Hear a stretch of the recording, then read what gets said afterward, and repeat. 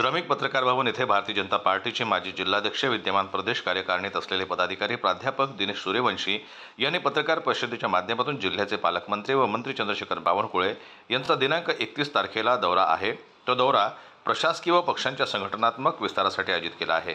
या माध्यमातून मंत्री बावनकुळे यांना कार्यकर्ता मानसिकतेचे नेते आहेत व अतिशय कष्टाने जमिनीवर काम करत पुढे आलेले आहे।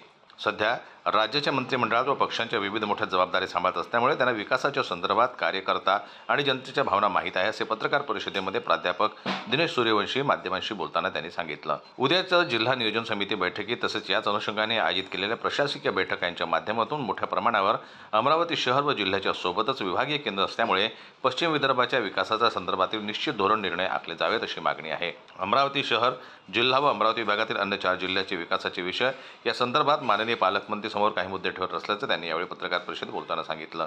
विकासात्मक धोरणासंदर्भात मेळघाटमध्ये दूध उत्पादनाला मोठ्या प्रमाणावर वाव असल्यामुळे तसेच देशाच्या गृहमंत्र्यांनी या भागात अमूल अथवा मदर डेअरीच्या सहकार्याने एखादा दूध प्रकल्प सुरू करण्याचे सर्व सहकार्य दिले जाईल अशी घोषणा केली असल्याचं त्यांनी यावेळी पत्रकार परिषदेमध्ये सांगितलं व याची आठवण करून दिली। नया अकोला येथे भारतरत्न डॉक्टर बाबासाहेब आंबेडकर यांचे सहकारी स्नेही 6 डिसेंबर रोजी डॉक्टर बाबासाहेब आंबेडकरांच्या अंत्ययात्रेत सहभागी होते व त्यांनी महामानव डॉक्टर बाबासाहेब आंबेडकरांच्या अस्थी अमरावती येथे आणल्या होत्या।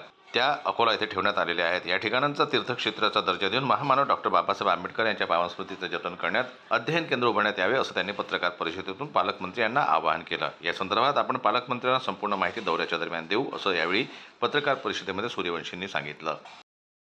जनमत लाईव्ह न्यूज करता अमरावती प्रतिनिधी राजेश्वर घोरमाडे यांची रिपोर्ट।